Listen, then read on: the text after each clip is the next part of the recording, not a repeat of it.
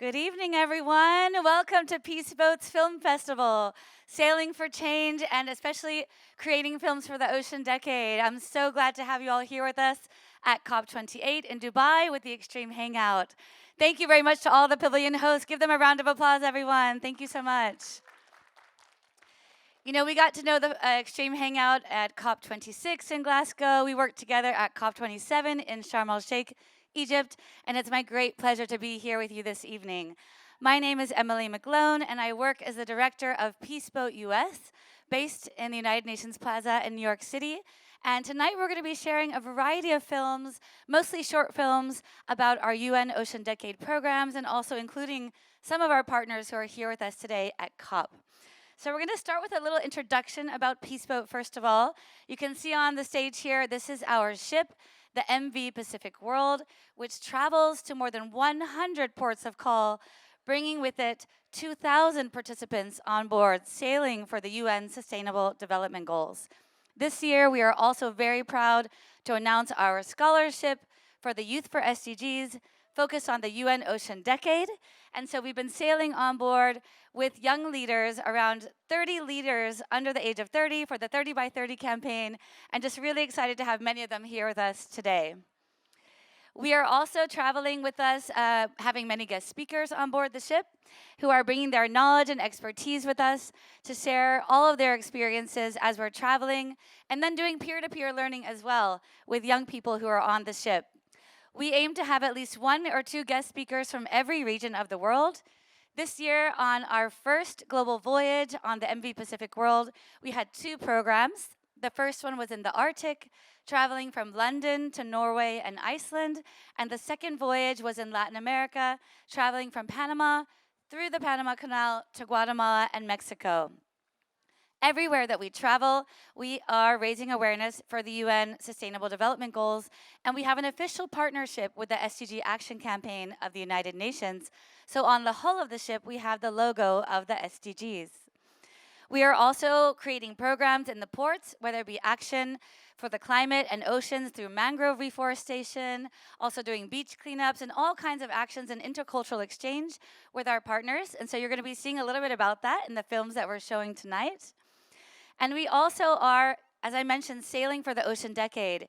This year, on June 8th, the United Nations World Oceans Day, our program was officially endorsed as a contribution to the UN Ocean Decade. So we're really glad to continue these programs and sailing for the SDGs for the UN Ocean Decade, focused on SDG 14 for life below water. During the programs, we've been collaborating with the nonprofit organization Earth Echo International, which also has a great youth program. They're doing citizen science water testing programs. So we've been carrying with us our water quality test kits on board the ship. And in every port of call, we're testing the pH level, oxygen, and turbidity and temperature of the water to then officially share this data with IOC UNESCO's ODIS. ODIS is the Ocean Data and Information System. And this helps us to be citizen scientists ourselves, and we encourage all of our young advocates to really get inside what does the science of the ocean look like, and how can they contribute to it through these programs. So tonight we're also going to be bringing on board with us here to the stage Mr. Yoshioka Tatsuya, who is the founder of Peace Boat and EcoShip. This is our climate solution to decarbonize the maritime industry. So you're going to get a first-hand look at what our ship's going to be like in the future. We hope that using solar and wind energy, we can create a renewable energy future, and especially for the maritime industry, which we all know needs some urgent action. So without further ado, I would like to introduce our very first video. It's going to be our Youth for SDGs Scholarship short clip. It's just a 2-minute film to show you a little bit about our programs, and I hope that you enjoy the films tonight. Please, just enjoy all of the films together with people around you, get to know everyone. This is a great evening. It's almost the last night of COP28, and we hope that this will be an inspiring evening for you all for ocean and climate action. So thank you very much.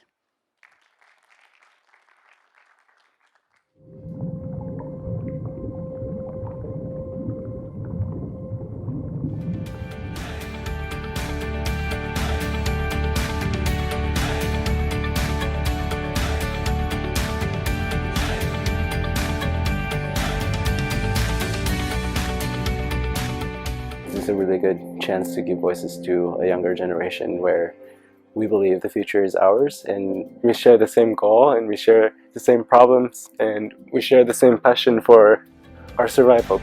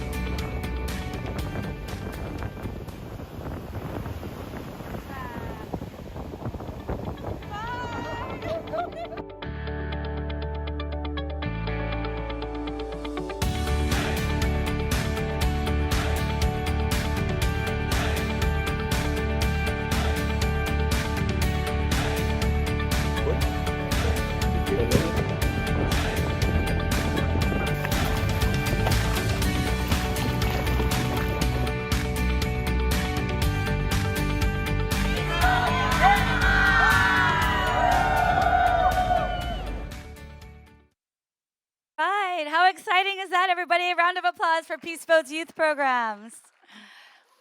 This year, as I mentioned, we held 2 youth programs on board the ship, and we're very excited to partner with another organization also working towards youth empowerment with their Global Ambassador Program. Blue Planet Alliance is working towards 100% renewable energy, and I'd like to introduce the Executive Director, Mr. Francois Rogers. Please give him a round of applause.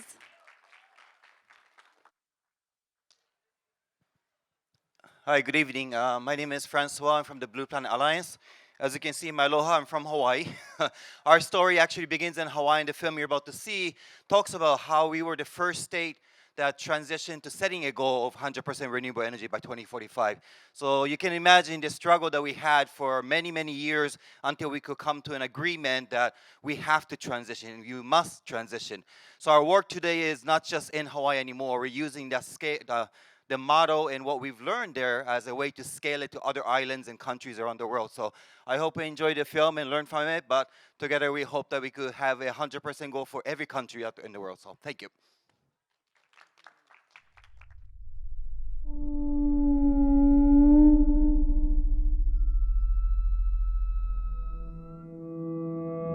Hawaii used to spend billions on imported fossil fuels to cover all of the island's energy needs. So we created the first 100% renewable energy law in the country. Island communities are impacted in a much bigger way by climate change and global warming. We see the impacts every day, and we know the devastation will be coming if we don't take action. Importing fossil fuels is not only bad for the environment, but it's also bad for our local economy. I think the biggest thing we faced trying to pass a 100% clean energy mandate was that people didn't believe that it was possible. We thought it was impossible. Remember that Hawaii was the most dependent state in the country on imported fossil fuel. It just didn't make any sense to agree to a 100% renewable commitment. Nobody makes a decision like this on their own. So everybody said we couldn't do it. But I've never believed in obstacles that couldn't be overcome. And we, as human beings, have always overcome obstacles. When Hank and I first met each other, and I was first introduced to Blue Planet, my initial reaction was, what is he talking about, right? Who is this guy pushing 100% renewables and we have to get off of fossil fuel faster? And there was definitely some early headbutting. Because no one had analyzed 100%, we weren't quite sure what it would take to get there, but when we advocated for the goal, we took a closer look and found that it was doable. When we harvest energy from the sun or from our wind or from other local renewable resources, that value, that economic value, that money stays in our economy. What we found when we actually did it was that the economic benefits were far greater than we ever imagined. It took us 3 years of introducing bills to actually get 100% clean energy bill passed.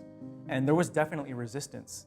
After years of effort, the breakthrough came in 2015. The last state became the first state to commit to 100% clean energy. This morning, the governor signed a law requiring all of Hawaii's electricity to be produced from renewable energy sources by the year 2045. Supporters say it could take some getting used to, but it will save customers millions of dollars in the long run. As an electrical engineer, I knew that we would have the technology available. Hawaii is a small island state, but we have an outsized impact in the world, and we've seen that since the 100% renewable energy law passed.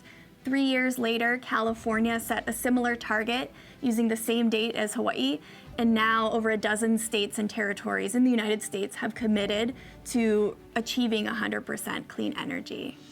You know, today we're way ahead of our goals for reaching 100% clean energy, and we're going to do it at cost savings of billions and billions of dollars for local residents.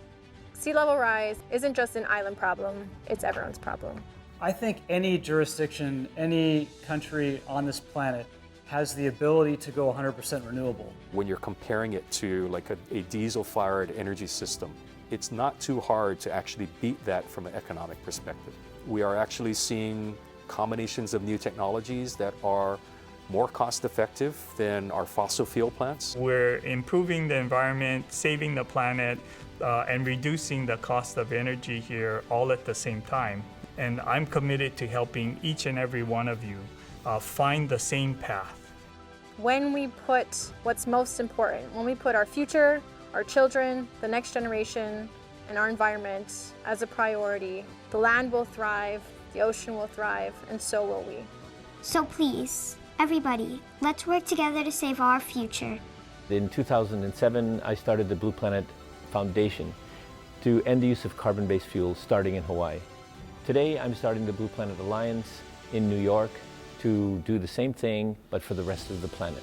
Because the problems that we have to solve are worldwide problems, not just problems of Hawaii. Renewable energy technology is here now, ready to provide power for island communities 24 hours a day, 365 days a year, without burning a drop of fossil fuel. If you can accomplish your area, your island, your city to go 100% renewable energy, that will be your legacy. And your children and your grandchildren in the future, they will thank you. This is something that you can do for them.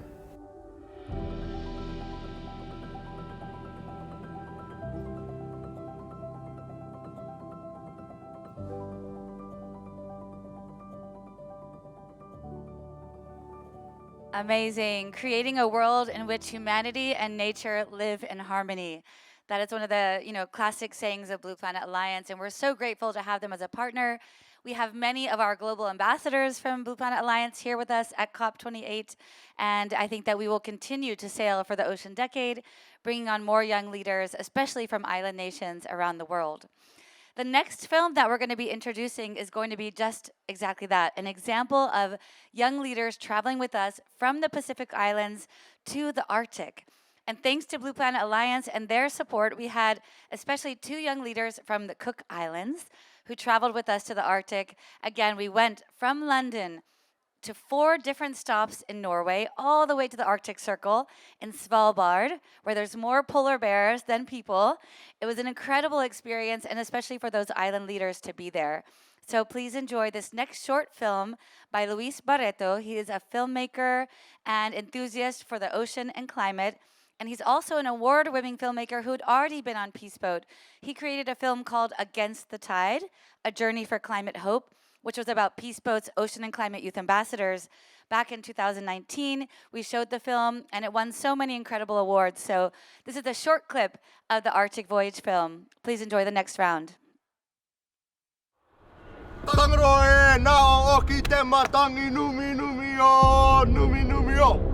Me ora koi tangaroa ki te moana nui e, me keo koi. Tangaroa e te taurima, te titi o te waka. Tangaroa e te taurima, te tata o te waka. Me taku waka ka tere ki te moana nui e. Iyo!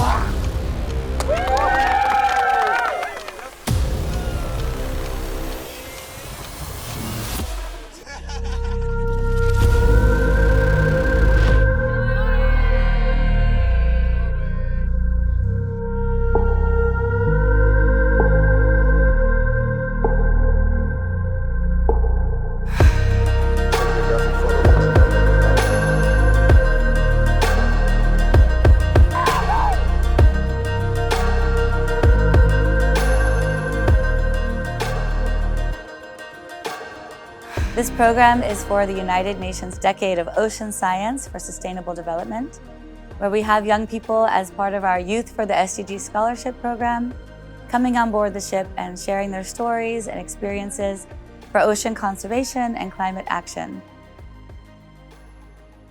I've learned so much more than I thought I would in the 3 weeks that we've been here. Throughout the whole Youth for SDGs program, we sailed through the Arctic, and through all the ports and on the boat, we met educators, scientists, passengers on the Peace Boat who have love and interest in all the SDGs, all 17 SDGs. You're providing a platform for transformative learning in the sense that these young people, they get so much exposure to the challenges, but also the good practice that exists in a wide range of countries. And I think that this kind of learning and this kind of experience, especially for young people, can have lifelong impacts. This is the kind of initiative that can really transform the way that people see the world and the way they see what's possible. That transformational learning that they're experiencing via Peace Boat, they'll go home and they'll share it with their communities and sort of plant the seeds for learning that will continue all throughout the next generation. I hope that this program that we've just done, that we've just been through, inspires change.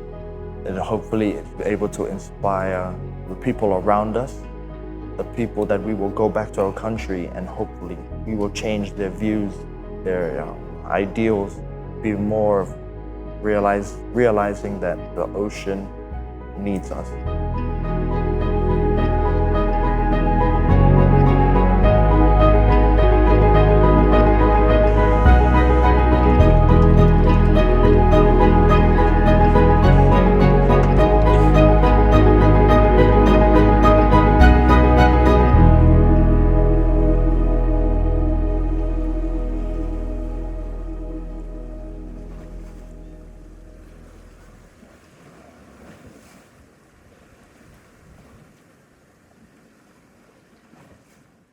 Thank you, and I hope that just gives a little insight to our Arctic voyage. There is a full-length film, which is still short, but it's a little bit longer than this preview, so we'll be releasing that film very soon. And with that, I want to bring up our next Youth for the SDGs scholar from Costa Rica. Everybody, please give a warm welcome to Francisco Lara to introduce the next film. Hello, everyone. Good evening, and welcome to our very last show, our very last event. Well, this is a show, actually, but to our very last event here at COP28. I'm here to introduce the amazing voyage that we had in Latin America back in June. And this program wouldn't be possible without the platform that our founder and director from the Japanese-based NGO, Mr. Yoshioka Tatsuya, made possible, and also the curated educational program that our amazing US director, Emily McGlone, put together, along with the youth that you're about to see. So I just wanted for all of you to imagine this. Like, this is a small cup, like a tiny cup on board a ship, 50 events, more than 50 events every single day that you get to learn about sustainability, ocean conservation, peace, nuclear disarmament, and many other things. So please enjoy our amazing voyage through Latin America. Thank you.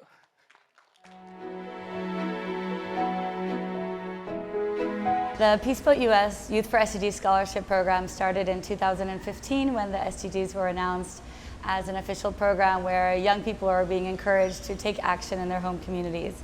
And we wanted to create a scholarship that would allow youth from all diverse backgrounds to be able to come on board the ship and to travel with us to different countries to learn from experts in the field and also to see how the SDGs are being implemented locally. And it's a great way for young people to also exchange ideas and organize their own workshops.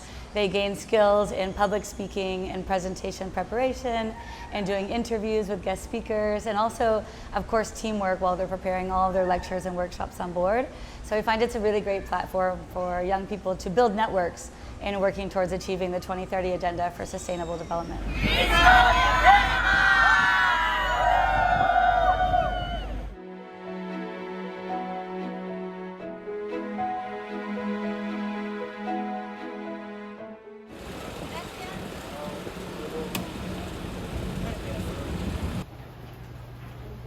Today we did an amazing work with Peace Boat. We did an exchange with youth organizations in Panama, and we had the youth for the SDGs visiting the new premises of the UNEP office. It's very, very important to strengthen their capacities and to share their experience, because they can learn a lot from different perspectives of the countries that they are. But also how this experience can they involve when they come back to their original countries.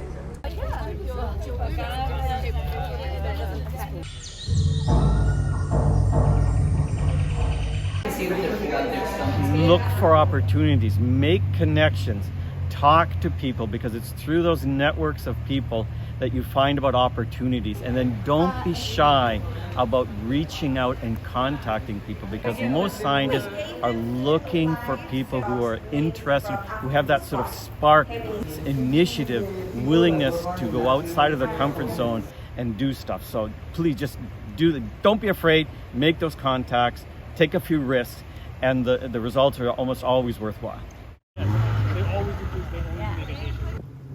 Tenemos nuestro conocimiento de cómo tratar la tierra, cómo cultivar, pero es de manera más tradicional, no con maquinaria, sino porque el pueblo indígena no es de hacer negocio en el caso con la tierra, sino de vivir. Y es lo que le quisiéramos nosotros mostrarle un poco a la gente que desconoce, que viene de otro mundo, de que un árbol que está ahí, para nosotros, para poder cortar un árbol o traer una planta, nosotros tenemos que pedirle permiso a esa planta o a ese árbol, ¿por qué te voy a extraer? O sea, eso es una comunicación que nosotros que tenemos, ¿no? Y es lo que queremos transmitirle a la gente, es que, no porque es un árbol, lo vamos a cortar sin nada, sino porque ese árbol también produce algo. Él siente, en verdad él siente también. Así que más que nada es lo que queremos transmitir a la gente, de que se conecte con el bosque, con los ríos, que para nosotros es importante mantenerlo así como está. Nosotros queremos que los niños aprendan, ejemplo, en cuidar los bosques, el río, porque para nosotros esas dos cosas que he mencionado son muy importantes. Así es que vamos a decir que si hiciéramos una librería o una biblioteca, que podamos más instruir lo que es el cambio climático, para que ellos ya desde pequeñín puedan ir aprendiendo a proteger lo que es el bosque.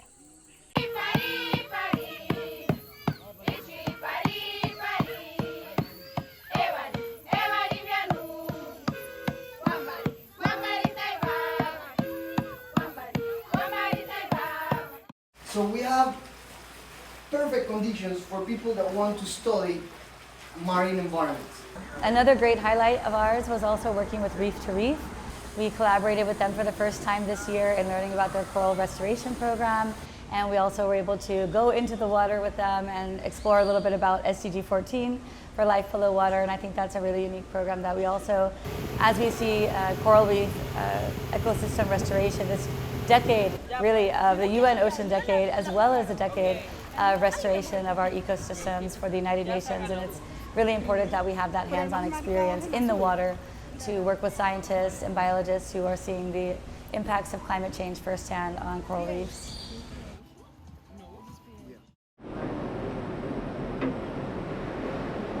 We had various applicants this year for our UN Ocean Decade program from all around the world, and we had a goal to have 30 youth under the age of 30 for our 30 by 30 campaign, also working to protect 30% of the ocean by the year 2030.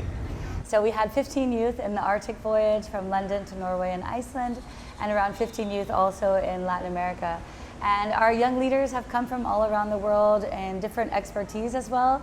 We have, for example, young people who are working on making probiotics as solutions for helping coral reefs to become more resilient to the impacts of climate change and more heat resistant, or adapting to different situations in ocean currents. And we have some youth leaders who are working with Sustainable Ocean Alliance and working to put a moratorium on deep seabed mining. And they're working right now also towards changing legislation, influencing all kinds of decision makers, and working with civil society as well. And then we have also youth from Blue Planet Alliance, who are global ambassadors working towards 100% renewable energy by the year 2045. And then we also have youth leaders who are from different backgrounds and coming to learn about sustainable development, some who are in more academics, some who are working in NGOs or human rights, United Nations partnerships or sustainable development. So those youth are all learning from each other by organizing workshops. They each have to give one workshop on their expertise, and then they'll share that with the group.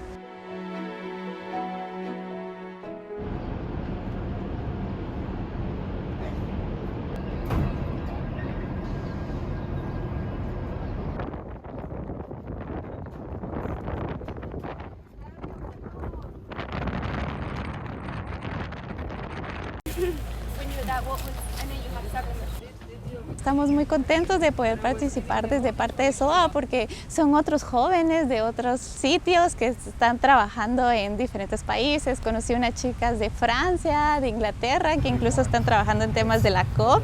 Entonces, todo este networking y colaboración y viendo otros jóvenes trabajando en los mismos temas y por la misma pasión a través del mundo, pues es súper motivador para nosotros también. We come from all different backgrounds, like ocean conservation, sustainable energy, and climate policy, and I think it's really been an interesting experience to learn from them and see how they interconnect and how they're different, especially since we might have studied different things. It's been a really cool experience to be able to actually learn and converse with them. Just connecting with like-minded people and finally being able to sail again and participate in in-person events after a pandemic, and really working towards climate change, climate justice, ocean conservation with people who care, that has just been an absolutely amazing experience.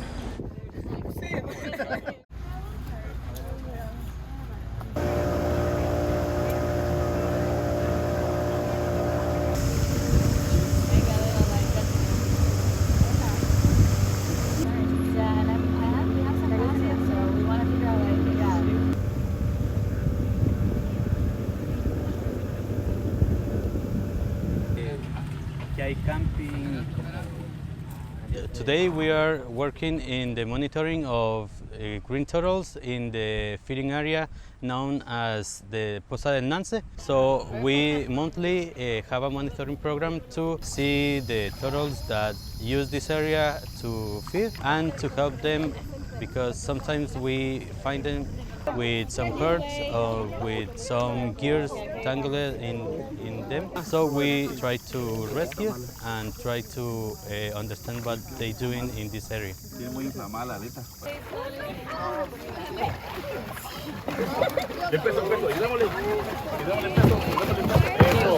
Ahora tiene un anzuelo en la boca. Los que puedan se suben a la otra lancha. La línea del anzuelo está alrededor de la aleta pectoral, por lo que la tiene completamente inflamada.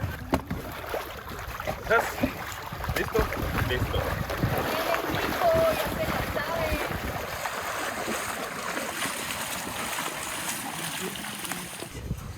Cuidado. Esa es la que tiene la aleta. Sí.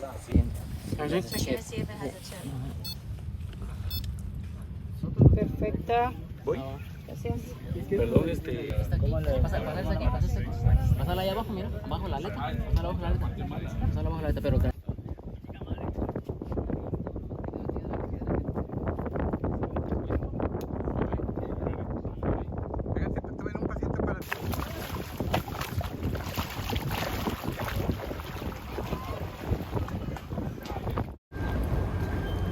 This program is important because it exposes a lot of youth leaders to situations and experiences around the world, and new backgrounds, and really gain perspectives that they wouldn't have gotten elsewhere, that they can go apply back in their home region. For them and for us as a whole culture, they're giving us tools and skills to actively engage on UN processes. For example, they're giving us opportunity to connect with communities, to learn from them the nature-based solutions and the projects that they're doing and they're conducting to, protect and save the oceans in this UN Oceans Decade.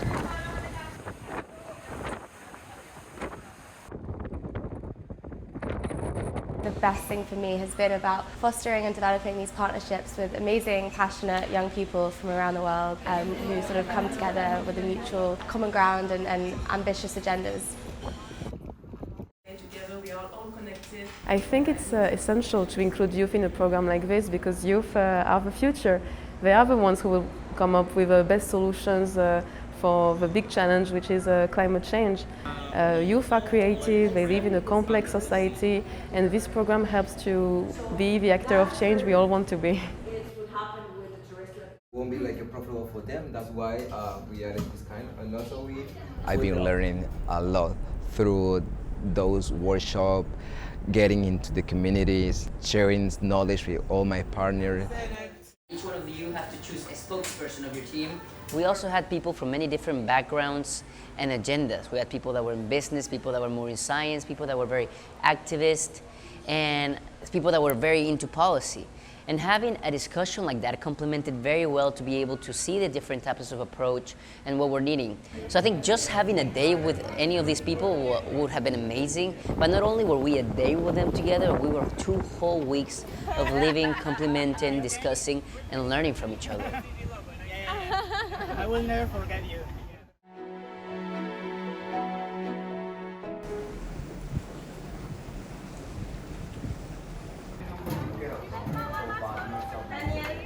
Muchos diferentes representantes de varios sectores aquí.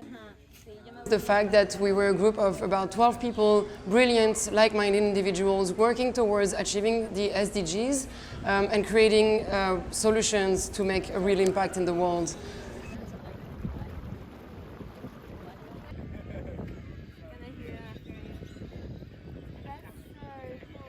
We are having an international landscape and a local landscape. 3 días de haber nacido aquí en cautiverio. This is a 3-day baby crocodile. This program has been amazing. Oh, I would recommend this to any youth that is passionate about sustainability.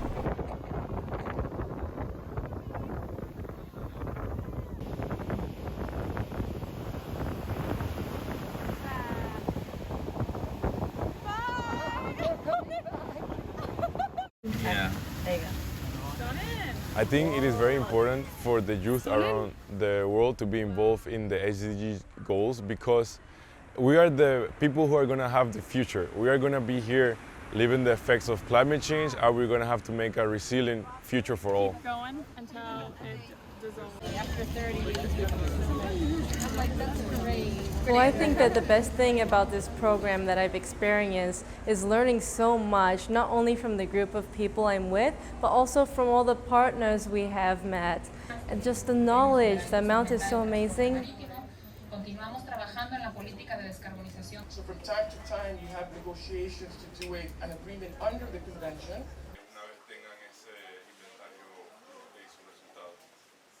The Youth for SDGs program that Peaceboat is running is an incredible opportunity for youth globally to engage in conservation issues, environmental issues, and really feel connected to the experience that it means and is to be a part of this world, part of the natural world, and to be leaders in this space, and to be fully confident in themselves as academically powerful and really create connections with others.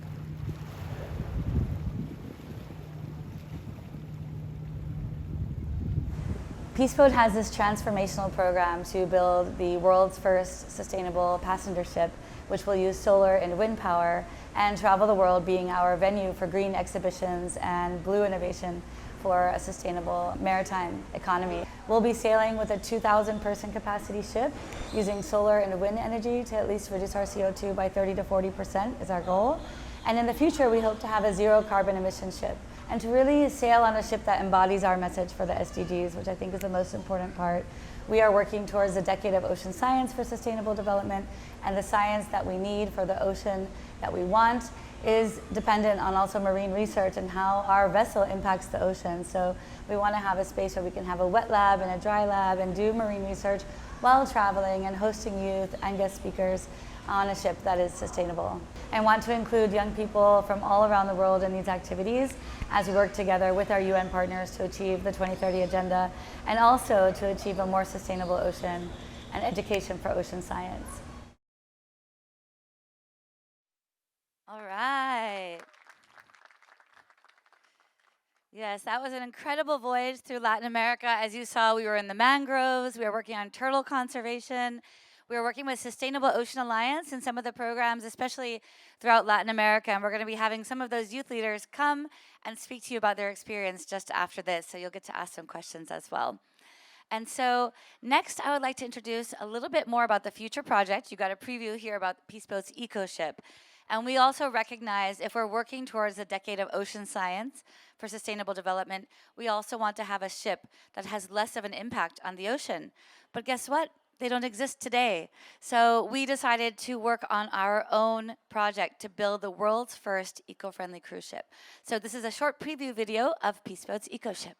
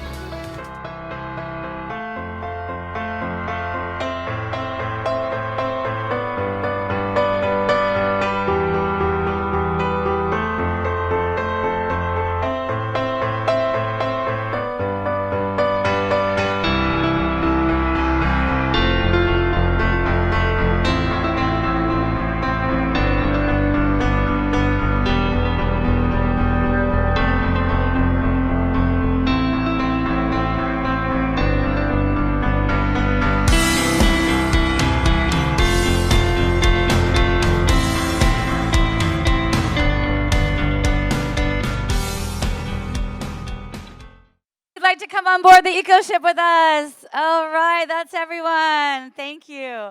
It's a pretty incredible project, right? And so with that, I would like to introduce to you, everybody, the founder and director of Peace Boat and the EcoShip, Mr. Yoshioka Tatsuya from Japan. Thank you for being here, Yoshioka. Thank you, Emily. Tell us a little bit about your inspiration for EcoShip. Yeah, do you like that? Do you like EcoShip? Who would like to join the EcoShip? Yay! Yeah, welcome, welcome. This is a really amazing ship, look like, right? And I'm really fall in love this the EcoShip, because this is a completely possible the ship we can build. So, but unfortunately, still not exist yet. So that's why I really would like to work hard together with all of you, and really try to build this real, the EcoShip, in a very, very, very near future. Oh, again? So anyway, that EcoShip is not a dream. And it is really that we can build this ship, but that we need a passion. I think that everything is possible, and if some really people, seriously together and make energy and spend time and do toward the dream. So I think this is a dream ship, but possible ship. That is the really I would like to share with you. When I started a peace boat, that is 40 years ago, I was quite crazy young student, and nobody believed I can achieve to start such kind of peace boat, global voyage. But we have done, and 40 years we are working for that. So I really believe this eco ship will create the new dimension of this world and to change this planet. I think we need a game changer. I believe our eco ship can be the game changer. Welcome to the eco ship. Let's work together. Thank you. Thank you, Yoshioka, and thank you for your continued vision and dream for all of us. Everybody, this is going to be really the future of the decarbonization also of the maritime industry. We know that if we don't set the example, then no one else will follow. So we really want to be the trailblazers of the ocean. That is our goal with Peace Boat's EcoShip. And as Yoshioka said, starting this in 1983 seemed like an incredible dream to sail all the way around the world on a boat raising awareness for sustainability. And thanks to that university-aged power of the mind of creation of what the future could look like, this is what Peace Boat has become today. And thanks to Yoshioka and the Peace Boat platform and all of our staff members around the world, we have more than 150 staff working tirelessly to make sure our ship is able to sail to 100 countries every year. It's a lot of work. So we're really glad to see this next stage, transforming the ocean, not only for Peace Boat, but for the future generations that are here today. So Yoshioka, one more round of applause for the founder. Thank you very much. And as we're sailing on the ocean, we realize that coral reef restoration and SDG 14 for life below water is even more important than ever.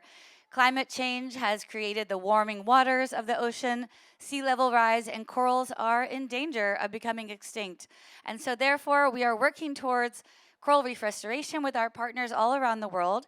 And one of the organizations that you saw in the last film in Latin America is Restore Coral from Mexico, founded by Roberto Cerda. And his organization has helped to bring together all stakeholders across the board, from civil society, NGOs, also private sector and government, working towards the Ocean Decade together. We were able to host the Blue Economy Forum in the port of Manzanillo, and we used our ship as a reason to get together and build this Blue Economy Forum. And not only that, but also to look at coral reef restoration up close. So I'd like to introduce the next film, which is by Restore Coral. Thank you very much.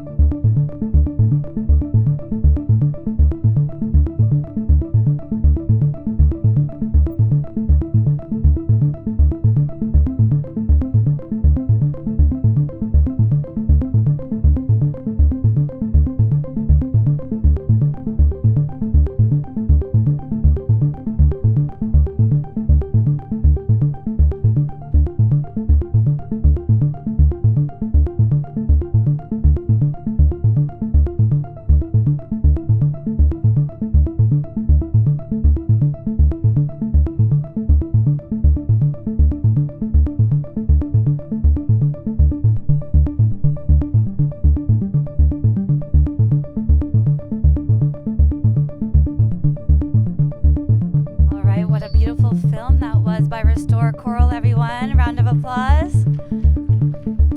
We've been working so much in Mexico and especially in Latin America these years, not only to restore the coral, but also to work towards the decarbonization of the ports.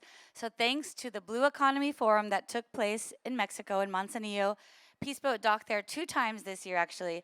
We were there in July when we had the Blue Economy Forum in the port of Manzanillo, followed by a second visit in September when we had the Blue Innovation Reception on board the ship. And those opportunities created by Peace Boat's visit to the port helped to create stakeholder engagement from governments, civil society, and all the stakeholders to really build a more sustainable port as well of Manzanillo. They are working towards an agreement to work towards decarbonization and to become the leaders also from Mexico to encourage all of the other ports to also decarbonize, which is really incredible. So that's an incredible achievement, but also something that shows the effort put in by civil society leaders to make that change and encourage governments to make the right decisions. In addition to that, we worked towards Defend the Deep, which is a program that we are doing with Sustainable Ocean Alliance to defend the deep sea. In the video that you probably saw before in Latin America, you saw some of the youth holding signs that said Defend the Deep. And that's because there was a deep sea mining ship docked right outside the port of Manzanillo called the Hidden Gem. This ship was waiting to start deep sea mining, and we were not ready to approve that. We believe that there has to be a moratorium on deep sea mining. We need to make sure that everyone understands the minute that you start to mine the deep sea, it will never return to its natural habitat. That ecosystem is so fragile and so important to our planet. We really need to make sure that we conserve it and protect it for the future generations. And now Mexico has also signed on to the moratorium for deep sea mining. So thank you very much to Sustainable Ocean Alliance. Give you a big shout out there to all the youth here tonight. We're so proud of our youth leaders who've been just sharing their experiences and leading that incredible movement. So you're going to hear from them later when we have our discussion after these films. Another very important part that you probably saw in the Latin American film was our indigenous communities in Panama. We've been working with the Embera and the Kuna indigenous communities to make sure that traditional wisdom and nature-based solutions are part of the solution. So for our next film, I'd like to invite filmmaker Lucy Martins to come up and take the stage and explain a little bit more about her program that she's been doing here with all of the incredible wisdom keepers who are here with us at COP28. Lucy, welcome to the stage. Thank you so much, Emily and Peace Boat, for inviting this film at this festival. So I'm here with this amazing Wisdom Keepers delegation to support Indigenous wisdom into the climate talks. And the film we're going to show here is about a small little film in India about water. And it's not about the oceans, but as you know, all waters are connected. And it's looking at how through indigenous practices and through decentralized programs, we can heal communities and also heal ourselves through completely non-supported funding from the government and really just bringing the communities together and working around the water. So this is the work from the waterman of India, who's Dr. Rajendra Singh, who unfortunately just left. He was here at COP as well. And he's been working for 40 years in India with this indigenous knowledge systems, how to bring back the water and building these water ponds and involving the communities who are literally working on these ponds and through that bringing back the rain and restoring the water cycles and all without any support from the government. So this is a smaller film about the bandits in an area in Rajasthan, which is very famous for its bandits, and people would not go there because they were scared, because there were people were carrying guns, because there was literally no water and no life. So through the work of Rajendra and his team, the water has been brought back. And now these bandits have turned into water warriors and are, huge supporters of the water. So it's just a short little film showing how water heals communities and heals ourselves, and how water is just such an amazing element and connected to the planet and connected to ourselves. So moving from South America to India and moving from the oceans to the rivers and the ponds. Thank you so much.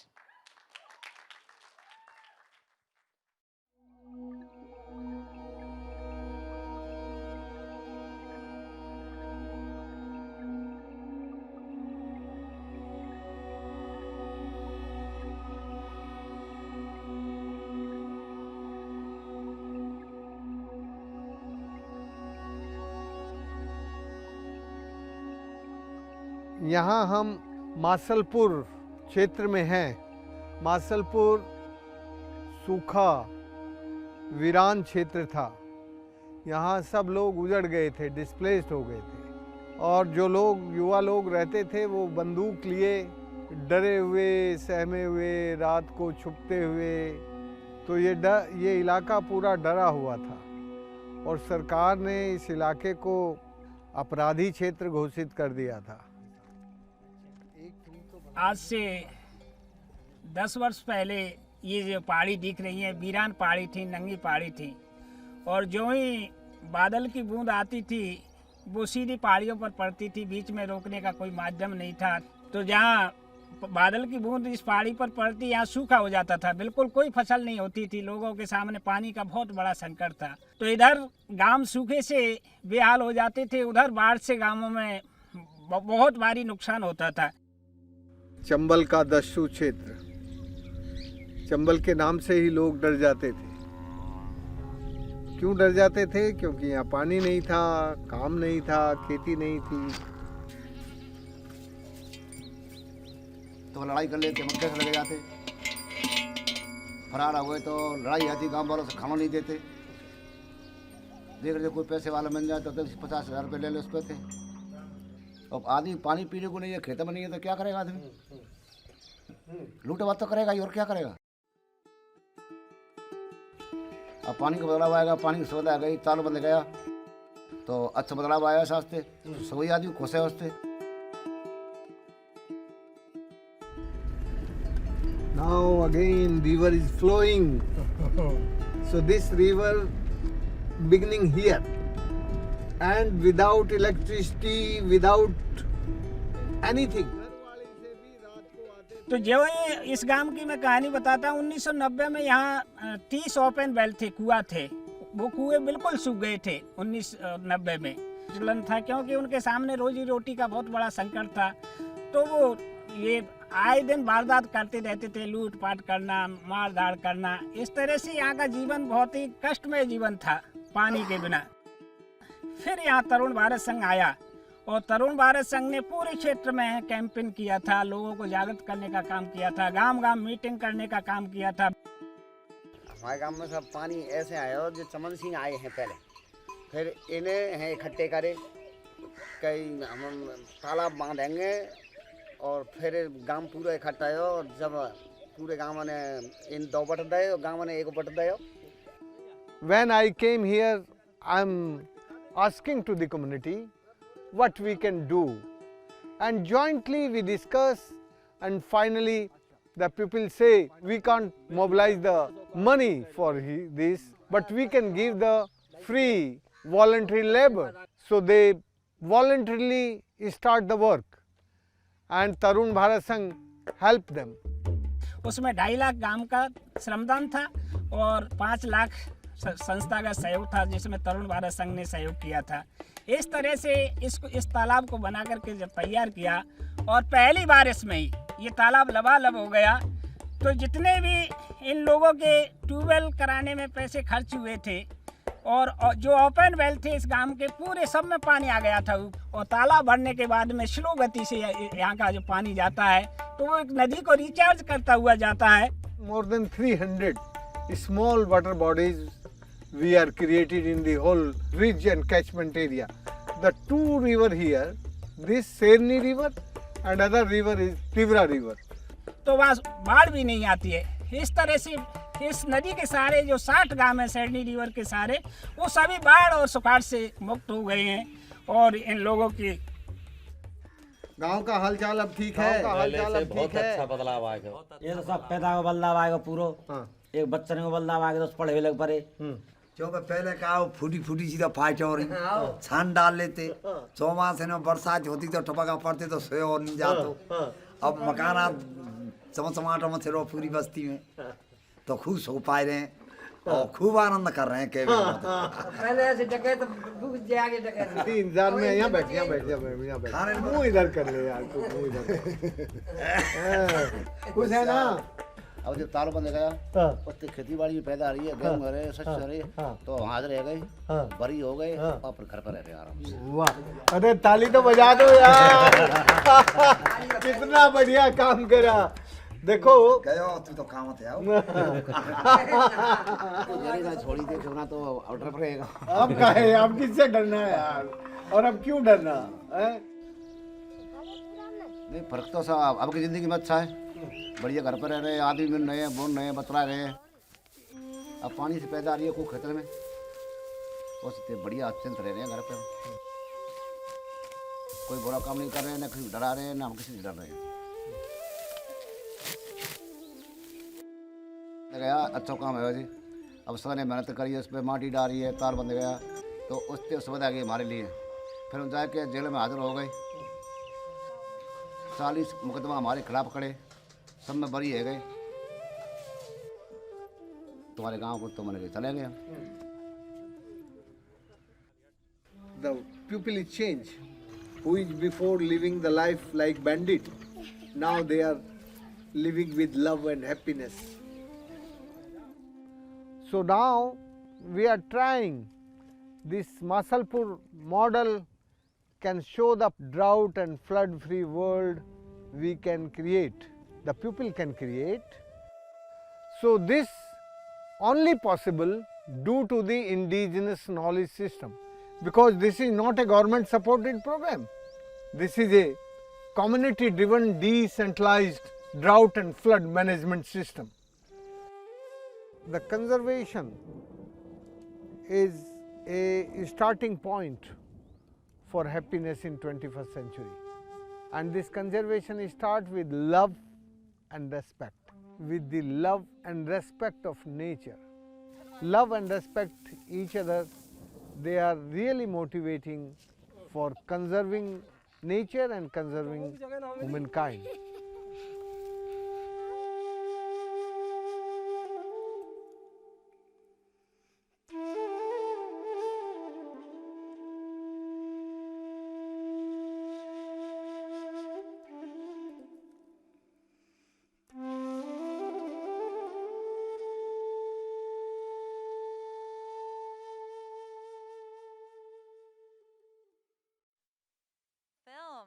So beautiful. Thank you so much, Lucy, and thank you to all the wisdom keepers for being here and for your leadership and traditional knowledge sharing here at COP. It is so important to go back to those roots, back to the source, and back to really living in harmony with nature. So really appreciate all of the work that you're doing and sharing those stories. The power of film is really important. So we hope to continue also doing these film festivals here at COP, and thanks to the Extreme Hangout once more for this opportunity. So next, last but not least, I would like to introduce another short film by our longtime partners, Global Kids, who have been with us in New York City, where Peaceboat US is based. They work on youth empowerment for young leaders from all around the world, but especially those who are based in New York and Washington, D.C., where they have headquarters. These young leaders are participating in COP. They are participating in Climate Week. They are joining other amazing leaders on the stage at the United Nations, and we have two of those leaders with us here today. So everybody please give a round of applause for Global Kids.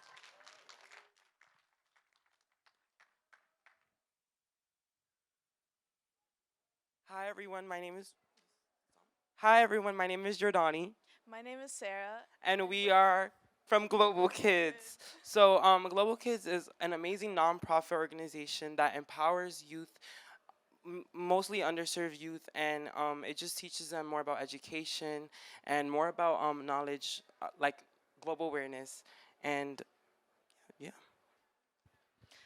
For this video, we will be explaining the many programs Global Kids has to offer, and here we will be having some of our peers share their opinions on what participating in Global Kids was like, and enjoy the film and ask any questions after the festival. Thank you.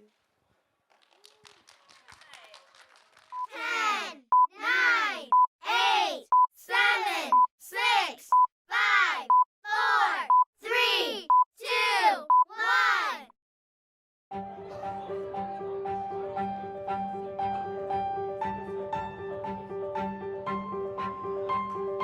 I did Global Kids online for 1 year, and today all the friends I have in school, I made them through Global Kids. My best friends, I all met them through Global Kids, and I met them for the first time when we had an in-person park meeting. It also helped me develop a lot of skills, communication, time management, leadership, and a lot more. Global Kids provides me tons of opportunities to explore my perspective by working with other students from other high school.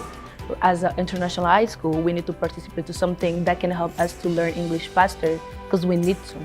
So Global Kids is the best thing to do for that.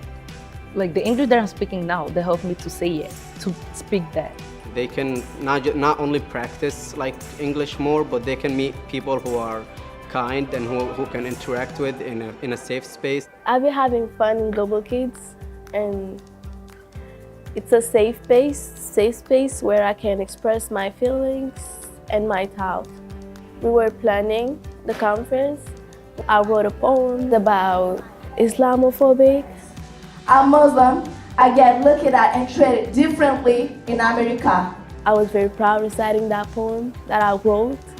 Learning doesn't always have to be through textbooks, and Global Kids has really helped me explore different ways, different methods to learn while enjoying the stuff that I do.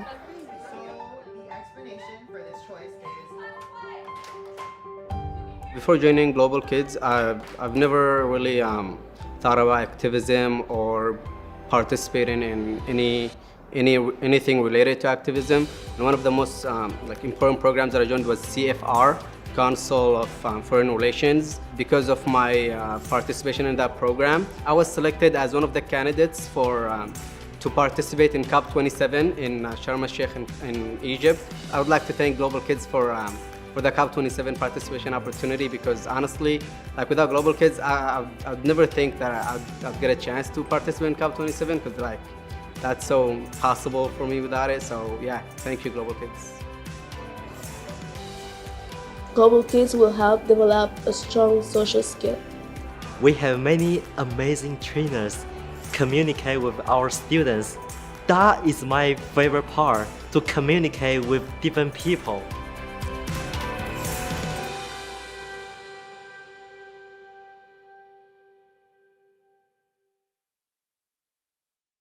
So much. Thank you to Global Kids for being here. This is, the second or third year that we've come to COP together, and we're really excited to have Global Kids always joining us on stage, but also on the Peace Boat. They've traveled with us all through Latin America, through Asia, and we're really excited to have them on board again soon. So thank you, Global Kids. One more round of applause. Thank you, everyone.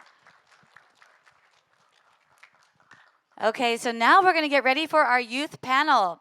I'd like to ask all of our Youth for the SDG scholars to come join me on the stage. We're going to have a little discussion session about what it was like to travel on board the Peace Boat, a little bit more about your experiences, and just to share a little bit more about your stories as well. So everybody's here from the Youth for SDGs program. Come join us on stage. I see a few more youth in the audience, Ms. Khadija Stewart, other youth who are here. Come grab a seat. This is going to be a great discussion, and we really are excited to learn more about what you're doing. Thank you. All right. Thank you so much to the Extreme Hangout partners and the stage, organizing this space for all of us. It's been incredible not only to work with these youth leaders, but to see them thrive in this environment and to really share their voices here at COP. So we just want to hear a little bit more, especially as your first introduction to the film festival here at the Extreme Hangout. I'd love for you all to share your name and where you're from, and then also just what is it like to see these films after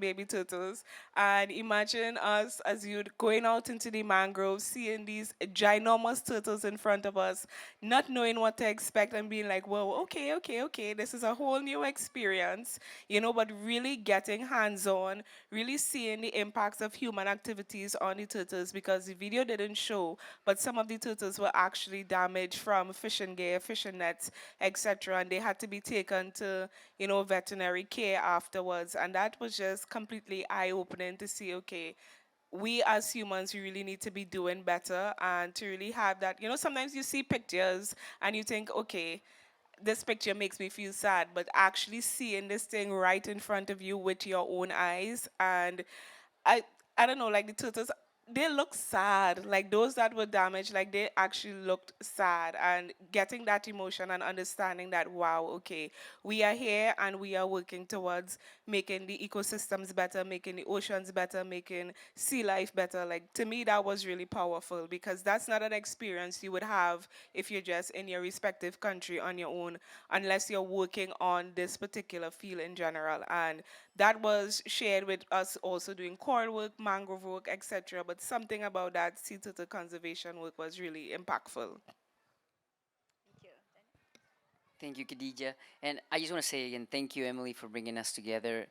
It's really been a life-changing experience. But I think to talk a little bit about the impact that it's had on me in Peace Boat, I would like to show you guys this flower bouquet that I have over here. And this is the scariest flower bouquet because it's two endemic species from Antarctica, the Antarctic pearl whorl and the Antarctic hairgrass, that are growing now in Antarctica 5 to 10 times faster in the past 10 years because of climate change. And these endemic species are going to start competing with the lichens and the moss that are endemic also to the ecosystems in the Antarctic, which is going to change the structure from decomposition, biodiversity in regards to insects that depend on animals, on the vegetable lives on there, on the vegetative life on there.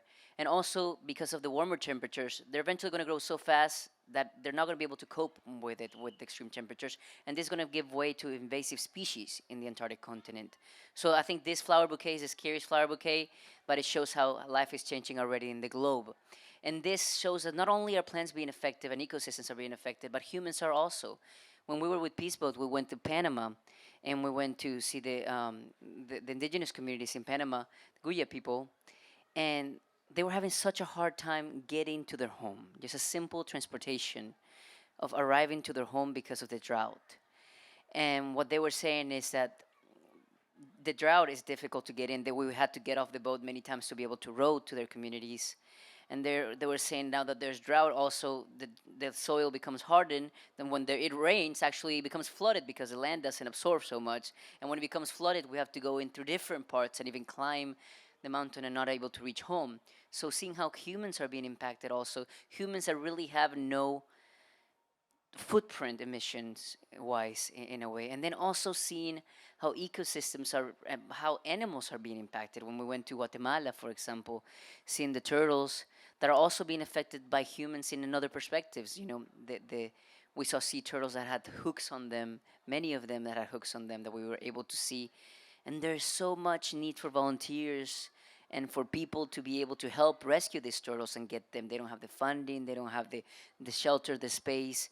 And also they were telling us about the lack of policy, for example, in the region where people can still eat the turtle eggs. When five of the species of turtles that are there are endangered species. So it really gave me a position hand to hand, not only to see the environmental crisis, how much work we need to do, but to see the people that are suffering day to day. And also as a regional representative for SOA, seeing all the needs that my region still has and the amount of incidents that we need to bring to the table, the amount of political incidents, the amount of legislature that we need, the amount of consciousness that we need to bring, and the importance overall of what Peace Boat teaches us, which is alliances around the world. Because the impact that it is having in Antarctica is because it's a world common impact. So we really need to be speaking together and being close to each other and create partnerships to be able to help with everything. Thank you, Daniel. And Francisco? Well, it's a little bit hard to come after Daniel after all that he said, because I think he pretty much covered up everything that we experienced on board the ship, and specifically with the Youth for the SDGs program as well.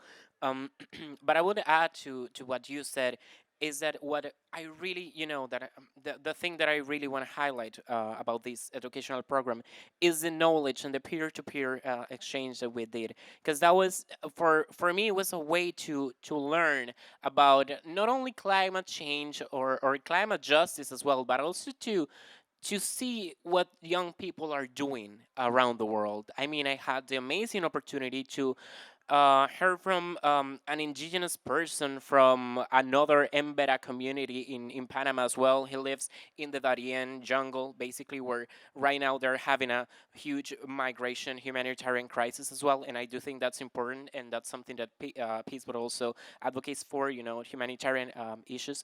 But I also got the opportunity to learn about deep sea mining, which was a very huge problem that we get to advocate in Mexico as well. And without, the knowledge that Khadija, Daniel, and Neon, who's someone who's not in here, unfortunately, I wouldn't, know about the extreme issue and the extreme problem that becomes with deep sea mining and all these bad practices in the ocean.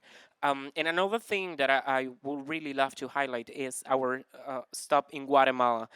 Khadija already talked about the sea turtles. That was amazing. That was also really impressed for me, because I wasn't ready to deal with dinosaurs, honestly, because there was huge animals. I wasn't ready for that at all.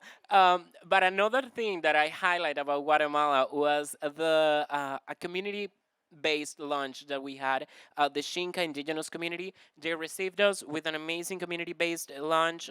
We had an amazing time there, learning about also their challenges and learning how the people that are less responsible for climate change are the most impacted ones. I mean, we listened to that, we heard that all the times at COPs, at conferences as well. But when you are the communities, when you are where the people are struggling or facing the problems, it I mean, the reality is totally different, and the way that it impacts in you and in your and the way that you advocate and the way that you think, that changes everything. And I think that's pretty much what I want to highlight about this program. How the immersed learning, the experiential learning, the sharing, the peer-to-peer mentoring, and having like people in front of you showing you the issues and telling you, hey, this is happening here, we are facing this and that and all of these problems.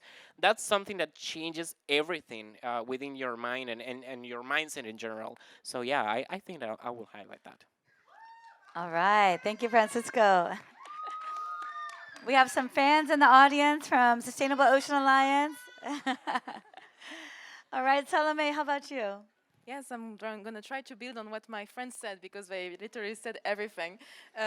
For me, the peer learning was also very important, to have this place to showcase what we do, each one of us in our country, and also to learn from each other.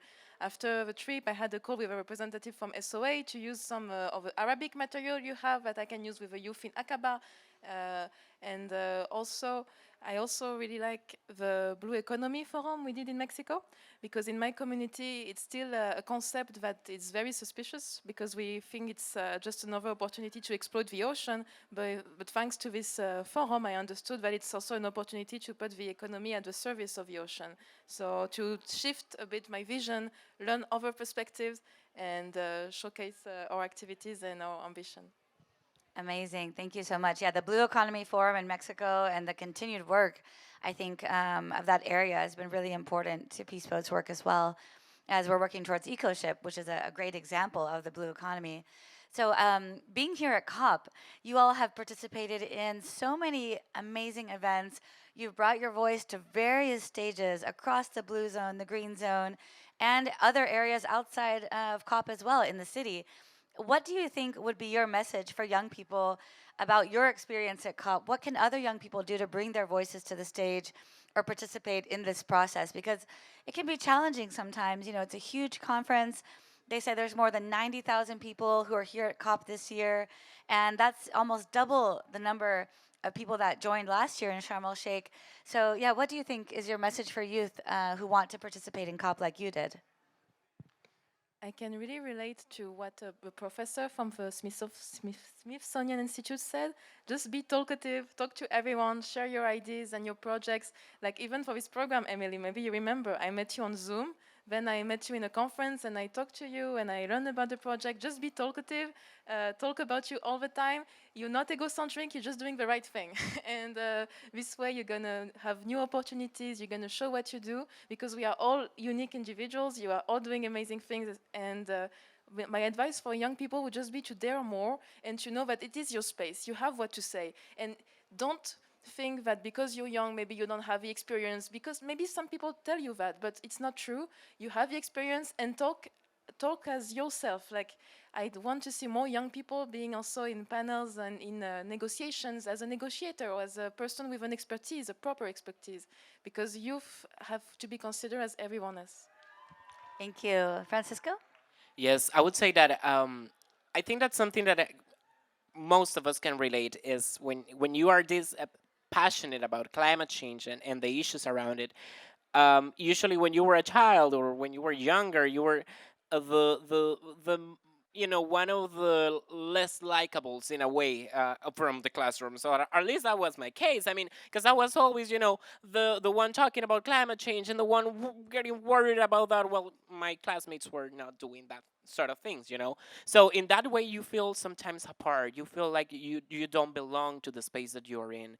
But at the end of the day, you end up finding your people. You end up finding your network. You end up finding a space and a place for you to raise awareness, to talk about the issues that you're worried about. And I'm talking about climate change because we're here at COP. But that applies to every single thing that you're passionate about or that you like about.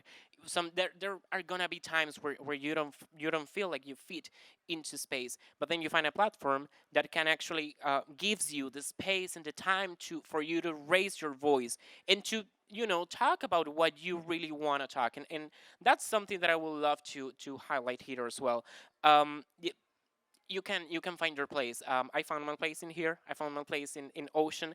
I found my place in Sustainable Ocean Alliance. I found my place at Peace Boat, at Blue Planet Alliance. I mean, many organizations, many people working tirelessly towards a common goal: the protection of the planet in general, a better future, a healthier future for all of us. And my advice for youngest people is to find your place, find your spot, find your people, the people that are also passionate about you, the people that can join you on the stage and talk with the same passion about something that actually matters and it's important to you in some sort of way. So yeah, you can find your way, you can find your place, and you will find people on your journey that will be open enough to teach you and to take your hand and to walk with you towards this sometimes hard and tough environment. So yeah, I'll say that. Thank you. Daniel? Thank you. And I'll give the same advice also, to find your people, to be talkative, and also be very careful with the narratives that you hear at COP. Not everything that you hear is completely true in a way. For example, there is a narrative that's saying that for the sustainable blue economy, we need deep sea minerals, which is completely false.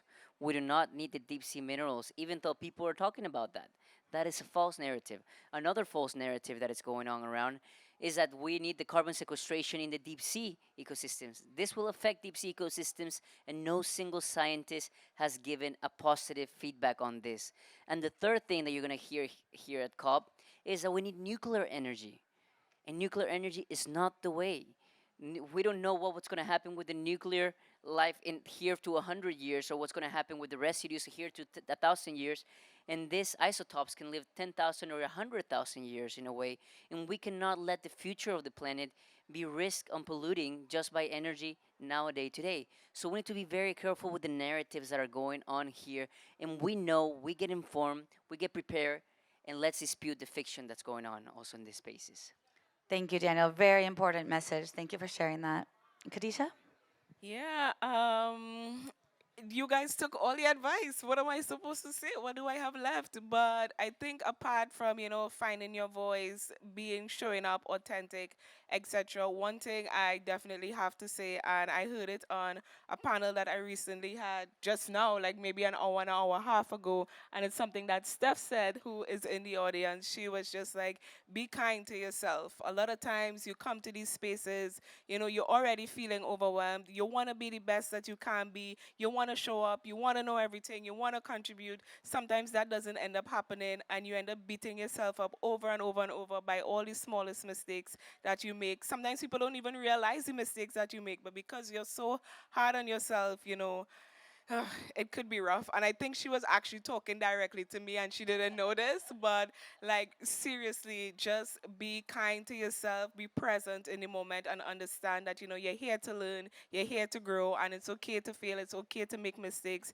It's okay if at some point in time you didn't do your best, but that's just part of the process and part of the journey. So remember, no matter what, be kind to yourself. I'm saying that to me as much as I'm saying it to you all. But yeah.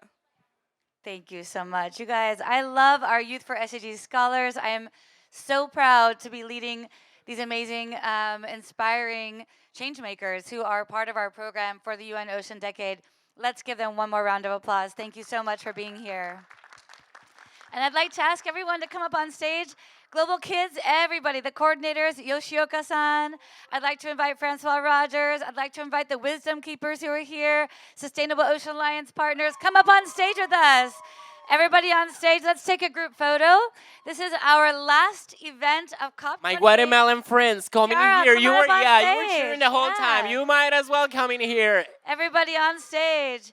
This is our big thank you to the Extreme Hangout. Bodhi, all of our friends, come on up on stage. We have been hosting more than 25 events during COP this year. We are so proud of our youth leaders and just so thankful for all the spaces that have been provided for us to share our voice. So, one big round of applause for everybody here on stage. Thank you so much. All right, look at these beautiful young leaders we have here. Thank you to the Extreme Hangout, and thank you to everyone. Everybody, let's give a big thank you. 1, 2, 3. Thank you, everybody. All right, thank you so much. And thank you to Peace Boat's founder, Yoshioka Tatsuya, for creating this platform for all of us for the UN Ocean Decade. We'll continue sailing. Pooja, come join us on stage. You've been leading our youth here. We'll continue sailing for the Ocean Decade, and we hope to see you all on board our ship soon, and also sailing on the Peace Boat's eco ship by the end of the Ocean Decade by 2030. Round of applause for everybody. Thank you.